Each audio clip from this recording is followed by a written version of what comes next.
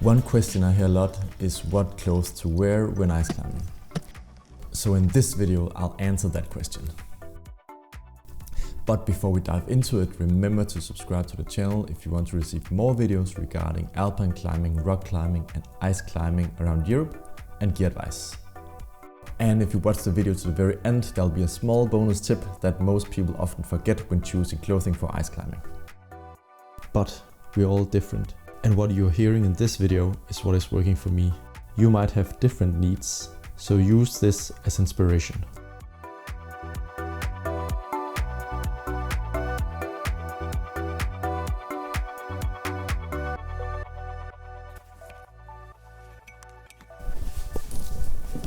So let's talk about what to wear when ice climbing. First of all, ice climbing is a very active but also a very passive sport. You produce a lot of heat while climbing, but once belaying you can easily start getting cold very quickly. So you need to be able to switch clothes quite quickly to compensate for that change. So you need to think about layering.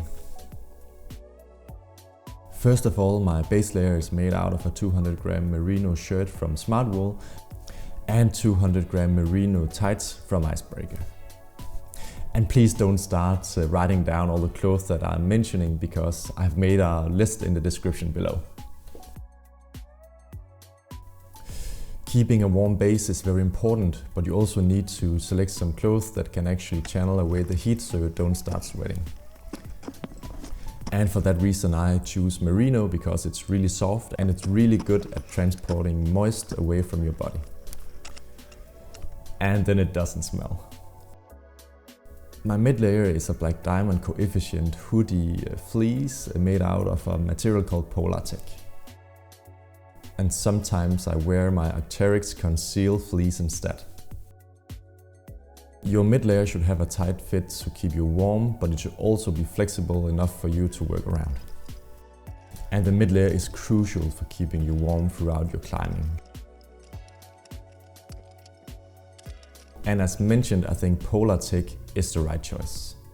It's light and it's warm and it breathes really great, so you'll stay warm but not overheat and start sweating. Whether you want to choose a mid-layer with a hoodie or not, I guess that depends a bit about whether you want to feel extra warm about your neck. But I wear balaclava anyway, so it doesn't really help me. As my outer layer I wear an Arcteryx Gamma LT softshell. This is super stretchy and wind and water repellent. But if it's really windy or really wet, then I'll switch to my Arcteryx Alpha FL Gore-Tex jacket instead, which is much better at rejecting water and wind. But Gore-Tex doesn't breathe that well, so my body easily becomes moist as I can't transport away the heat, and then I'll start sweating. And sweating is something that you would really like to avoid, because once you get wet, then it's really hard to keep yourself warm. So I prefer wearing my softshell. Sometimes I also just wear my black diamond alpine start, which is probably more of a windbreaker than an actual shell. It is really lightweight and really great on warm days. Or when I'm doing alpine climbing and not in direct contact with ice.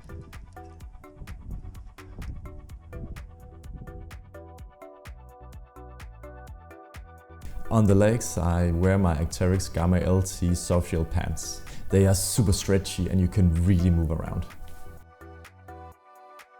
And for legs I would probably also avoid Gore-Tex. And just for your information, I'm not affiliated with Arcteryx.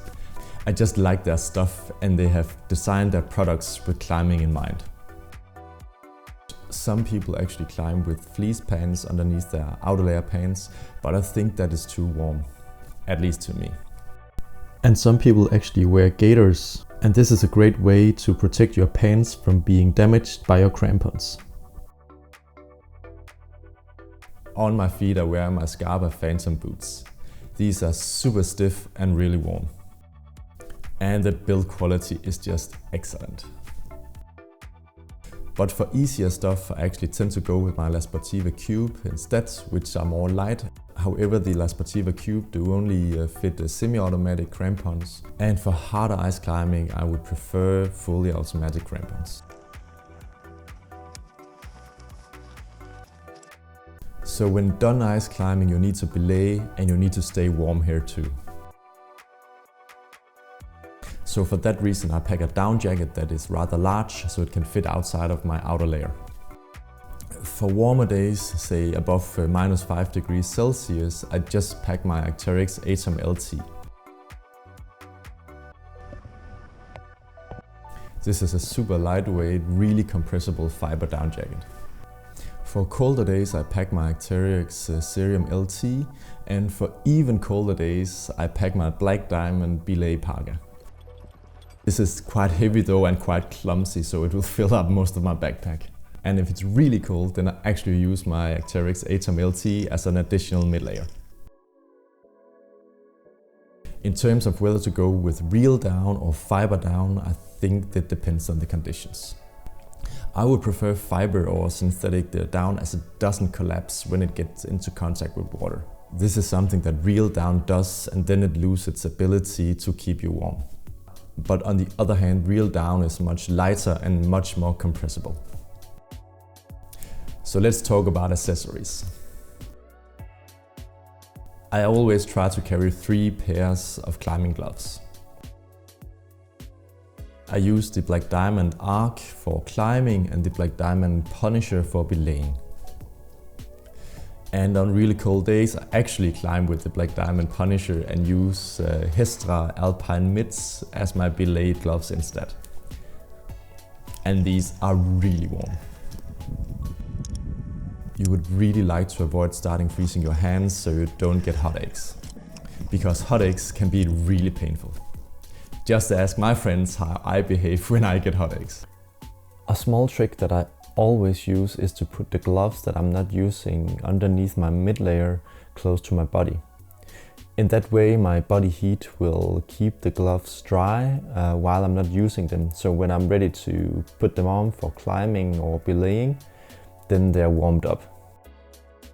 Under my helmet I usually wear a North Face balaclava that also keeps my neck warm.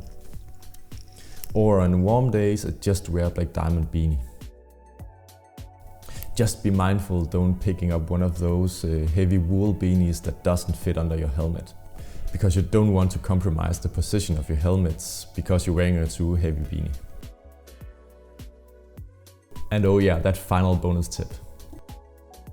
When shopping clothing for ice climbing, especially outer layers, then you should look for strong signal colors. This is essential for emergencies where you have to be rescued. Grey and white doesn't really work that well on ice or snow, so you should look for colors like red, orange, blue or even green. So if you have any questions regarding what to wear while ice climbing, then leave a comment below. And while you're at it, why not check out some of the other videos that I've done regarding what specific ice climbing tools to be using while ice climbing and what specific backpack to pick up.